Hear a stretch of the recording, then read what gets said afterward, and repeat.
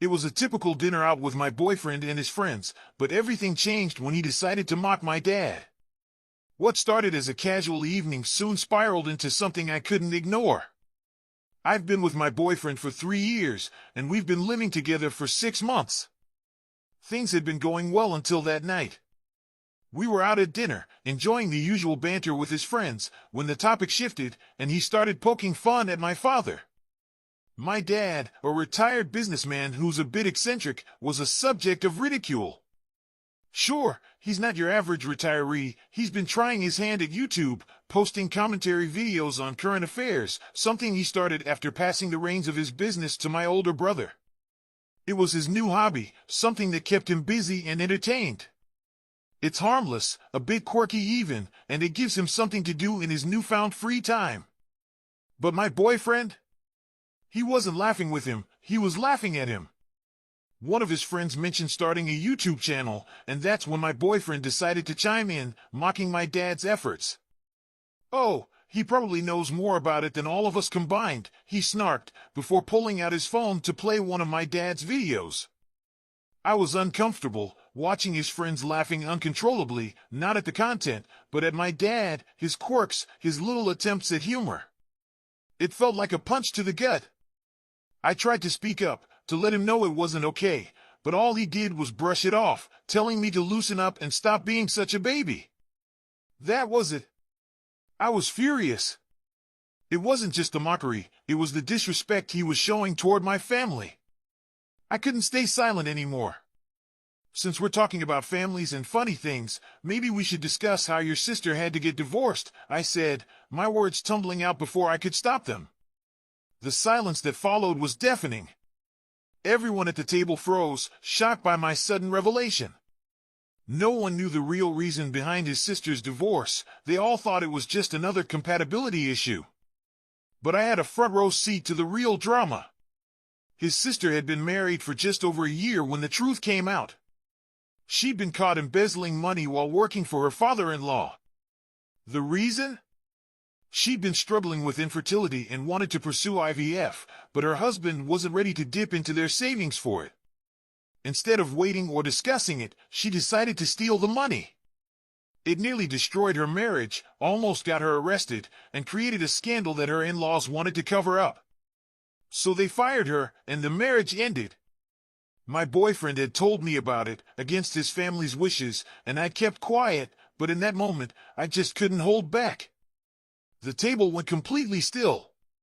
My boyfriend's face drained of color. I could see the anger rising, but he didn't say a word.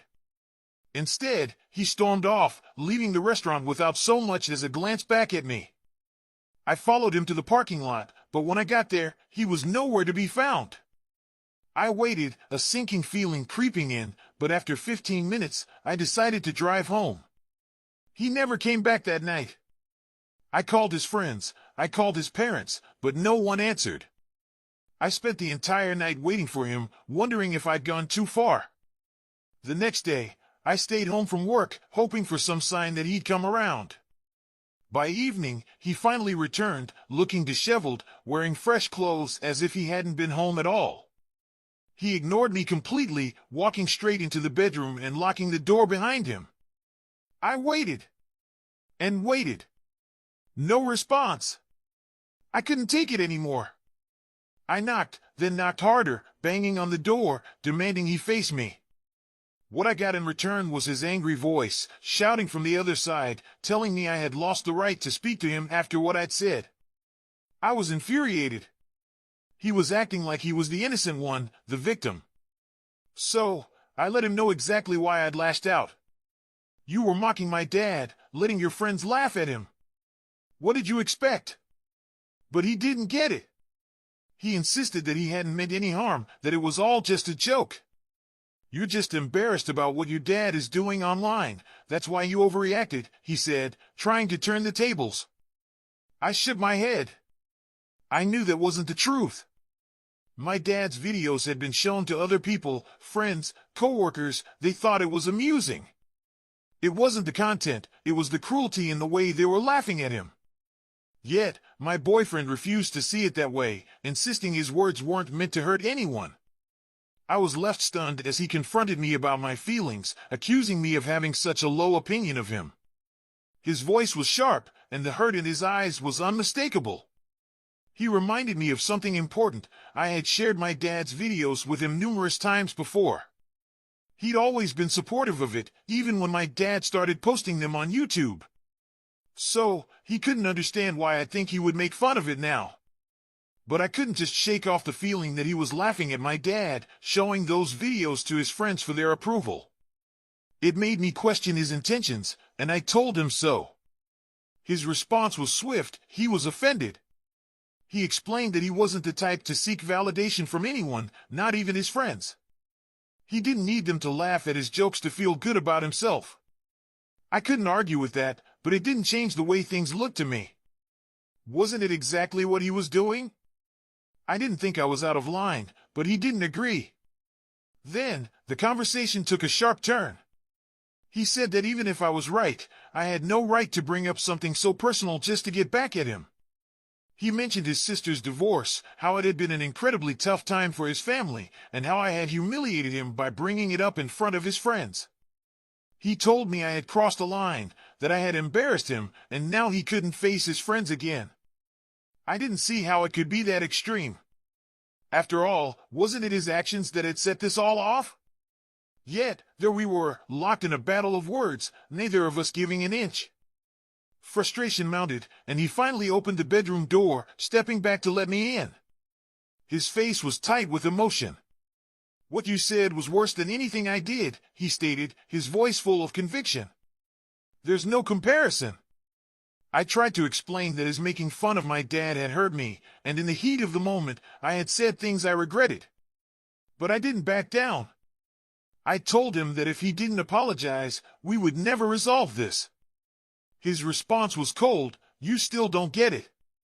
Then, he dropped a bombshell. His parents were planning to file a defamation lawsuit against me for talking about his sister's divorce. I couldn't believe it. It sounded like a joke.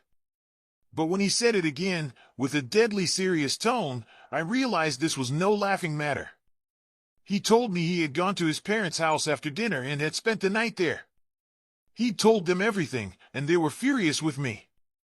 "Now they want you to apologize," he said. "To me, to my family, to my sister. A written apology or they'll file." The threat hung in the air like a dark cloud. "The choice was mine," he said, and it felt like everything had led to this moment. I lost it. I snapped, furious, and told him and his family to go live with his parents, just like his sister had. I called them enablers, people who allowed these things to happen, and I told him I had never expected him to be any better. The words were out before I could stop them. It escalated quickly, with both of us throwing low blows at each other and our families. The fight was brutal. In the end, he packed his things and left, leaving me in stunned silence. A day passed. A long, heavy day. I was left with so many questions. Was I wrong? Was I supposed to feel bad about what I did? After all, I had only spoken the truth in front of his friends. Nothing I said had damaged anyone's reputation, had it? As far as I knew, it wasn't defamation because everything was true. So why was I the one who had to apologize? As time went on, I decided I had nothing to apologize for. I was done with him. The relationship was over. I couldn't let him mock my dad just for a laugh and expect me to stay silent. That wasn't who I was, and I wasn't going to accept it. And then, there was the issue of my dad. I told him everything a few days ago, and to my surprise, he seemed genuinely hurt. He had liked my boyfriend. They had gotten along well, and my dad was one of the last people I wanted to hurt. I didn't mean to make him upset, but he could see that something was wrong. When he asked, I couldn't lie to him anymore. I broke up with him, I told him. I left out the part where I'd used his sister's divorce as a weapon, knowing it would upset my dad even more. He wasn't one for confrontation, and I had learned to avoid that too. I had always been raised to handle things quietly, to stay out of conflicts. But this was different. It's been 5 days since the breakup. No lawsuit, which I figured was just a scare tactic. No contact from him either. I was guessing that was the point, to try to force me into apologizing. But that wasn't happening. The thought of him coming back to collect his things had me on edge. I wasn't ready to see him again, not yet. But life had a way of forcing these things, didn't it? The real question was, how would I handle it when it came time for him to pick up his things? Would I be ready to face him after everything that had happened? A few days passed, and then came the morning. My ex texted me before work, saying he would be by later that evening to pick up his stuff. It had been almost 2 weeks since we parted ways, and this was the first message I'd received from him. All his friends had blocked me, and so had his sister. No surprise there. I knew that was coming. But he hadn't blocked me yet, though I suspected that would change soon. After today, he might too. The thought made my stomach churn. I told him I'd be home at 6 p.m. because of work, and we agreed he'd come by at 7 to grab his things. That evening, I was a wreck. The waiting was unbearable. I couldn't stop thinking about what was coming. I hadn't seen him in so long, and the idea of him being in my space again was overwhelming. When I finally got home, the nerves hit hard. I hadn't been able to look at his picture since the breakup. I still missed him, despite myself. So, I poured myself a couple of glasses of wine, hoping it would calm my nerves. But it didn't. The tension was unbearable. The past kept creeping back, and I couldn't stop thinking about how things had ended. Would it be awkward? Would I be able to look him in the eyes? I had no idea. I had to keep my cool, trying not to act like a nervous wreck when he finally showed up. I left the bottle of wine out on the coffee table, not realizing that would be a mistake. As soon as I opened the door and let him in, his eyes immediately went to the bottle, and the weird look he gave me said it all. I wanted to explain that I wasn't turning into some kind of alcoholic because I was missing him, but I just stayed quiet. I didn't want to make things any more awkward than they already were. We didn't speak, and without another word, he walked straight into the room and started packing his things. I sat down on the couch, pretending to scroll through my phone, not knowing how to handle the situation. It was uncomfortable, and I didn't know what to do with myself while he was there. After what felt like forever, maybe 20 minutes, he came back into the living room, told me he was leaving, and I just nodded. I kept my eyes on my phone, avoiding any real reaction. Then he asked me, "You have nothing to say?" This could be the last time we see each other. Truth was, I had so much to say. The words were there, pressing against my chest, but I wasn't sure if it would even matter. So, I just shrugged, telling him that I didn't know if it was worth saying anything. He sighed, then told me something I wasn't expecting. He had talked his parents out of filing a lawsuit against me because, in his words, he still loved me. He waited, probably hoping I'd react. But the thing was, I wasn't sure I loved him anymore. Not in the way I used to. And I couldn't just tell him that, it would have been too cruel. Instead, I said what I could. I told him that I would have liked to make things work too, but after that last fight, I couldn't see how we could move forward. He'd been disrespectful to my father, and the worst part was, he didn't even see what was wrong with it. I could feel the argument bubbling up inside him, and I knew he was about to defend himself again, but I cut him off before he could say a word. I didn't want to argue anymore. It wasn't going to fix anything. It would just lead to more hurt. I said that arguing would be pointless, and the silence between us was thick, heavy with unspoken words. He didn't respond, just told me that he'd be waiting for my call, just in case I changed my mind. But I already knew I wouldn't. I missed him, and in a way, I wished we could find a way back to what we had, but there were things that I just couldn't get past. The disrespect, the threats, the hurtful words, I couldn't forgive that. Not easily, at least. And as much as it broke my heart, I knew I wouldn't call him. I had to move on. And then, a thought hit me, a selfish one, maybe, but it seemed like it would make everything easier. I hoped he'd block me. Maybe that would make it simpler for both of us. It would give us the space we both needed to heal and move forward. 3 weeks later, I ran into one of his friends at the mall. The same guy who had been at the dinner party when everything went down.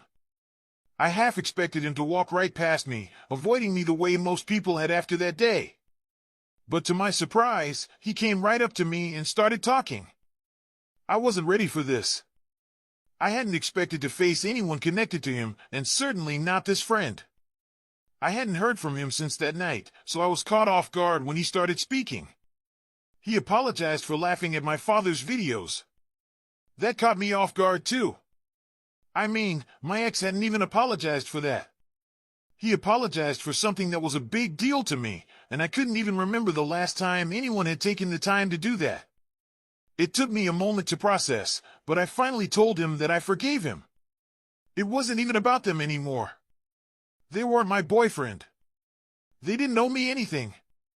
Sure, it would have been great if they hadn't ridiculed my father, but what really hurt was how my ex had acted, how he hadn't cared. That's what I couldn't forgive. I was more disappointed in him than in anyone else. Then, his friend said something I wasn't expecting. He didn't just stop with the apology. He said he had more to tell me. More? What could he possibly have to say? I couldn't imagine what else we could discuss. He wasn't my friend, and I wasn't expecting a conversation. But the look on his face made me curious. There was something in his eyes, something important, and I found myself agreeing to listen. We went to a nearby coffee shop to talk, and that's when he started telling me the rest of the story. He said my ex had been talking to the guys in his group after he left the restaurant that day. Apparently, he'd been whining about how I was overreacting, that I had no right to say what I did about his family. He was trying to make it seem like I had lied about his sister's divorce, trying to shift the blame onto me. What shocked me even more was that most of the guys in that group had bought it. All except for him. They were egging my ex on, telling him that I needed to apologize in writing, this time, to his family, to his sister. His friend then told me something else, something that felt like a punch to the gut. My ex hadn't gone to his parents' house like he had said. Instead, he went to one of their friends' houses, the one with the birthday party, and spent the night there. While I was driving away, the rest of the group had left the restaurant too, heading straight to that party to join him. They weren't planning to let it go. They were plotting against me, trying to scare me into apologizing by saying his parents would file a defamation lawsuit if I didn't. Hearing all this, I felt like everything was suddenly spinning out of control again. He told me everything he had witnessed. He said that none of it felt right, he wasn't comfortable with any of it. Perhaps it was because, out of all his friends, he was the only one who still had a shred of decency. So, he distanced himself, tried to stop my ex from going through with his twisted plan, warning him it was a disaster waiting to happen. He could already see the end, how it was bound to fall apart. Yet, here he was now, telling me all of it. His words hit hard. He even tried to stop my ex from telling his parents the lies, which he now claimed were pure fiction, lies my ex told just to control me, to make me apologize when I didn't owe anyone an apology. A sick game, a cruel mind game, all to feed his ego. The truth about my ex, everything I thought I knew, came crashing down in that moment. Apparently, after I let him go and he came by to grab his stuff, he texted his friends right after. He told them how sure he was I'd call him back. Why? Because he'd seen that bottle of wine on the coffee table and assumed, no, convinced himself, that I was falling apart without him. He thought he had me figured out, misreading the situation so completely that I could hardly believe it. But his friend wasn't done. He told me my ex had never told his parents the real reason for our breakup. The lawsuit? The defamation threats? All of it? A lie! My ex had spun that story purely to intimidate me, to force an apology from me for something I never did. I was horrified, stunned. This wasn't just a breakup anymore, it was manipulation at its worst. And here was this one friend, this lone voice of reason, finally speaking the truth. He felt compelled to come clean, just in case I was thinking of taking him back. I was still naive enough, maybe, to consider it, who knows what kind of hold he had on me. But this friend wanted me to know, in no uncertain terms, that getting back with my ex would only lead to more heartache. He did it because he knew, deep down, that I deserved better, that I needed to hear the truth. And when I saw him, there, in the mall of all places, I thanked him for being the one decent person in the whole mess. When I got home, I knew what I had to do. I'd been following my ex on social media up until then, clinging to some thread of him. But no more. Yesterday, I blocked him everywhere. No more access. No more him in my life. It felt like a weight had been lifted off my chest. A small victory. But the idea of telling his parents the real reason for our breakup crossed my mind. I wanted them to know the truth. But I stopped myself. I didn't want to create more trouble for myself. He was toxic, worse than I ever imagined. If anything, I was thankful I didn't have to deal with him anymore. As time passed, I found my peace. It wasn't easy, no, far from it. The first few months were brutal. I barely trusted anyone, least of all myself. After a relationship that had consumed 3 years of my life, I couldn't just jump into dating again. I didn't want to. So, I worked on myself. Therapy helped. It didn't fix everything overnight, but it was a start. And over time, I started to feel better. A few months after the breakup, I found out through a friend that my ex was already seeing someone new. It hit me like a punch to the gut. 4 months. That's all it took for him to move on. After everything, after the promises, the years, he was with someone else. But I accepted it. There was no point in trying to control the situation. I couldn't change it, and I didn't want to wallow in it. I told my friends not to talk about him anymore, not to tell me anything about his life. He wasn't my problem anymore. I haven't heard much from him since. The last time was about a month ago. He texted me from a new number to say he was moving to Louisiana for work. That was it. And I didn't reply. As I look back on everything, I realize how far I've come. I'm proud of myself. There were days I didn't want to get out of bed, didn't want to face the world. But I did. And now, I'm living my best life. The past? It doesn't matter anymore. I wouldn't change a thing. It led me here, to this place where I'm finally at peace. Thank you, truly, to everyone who supported me through it all.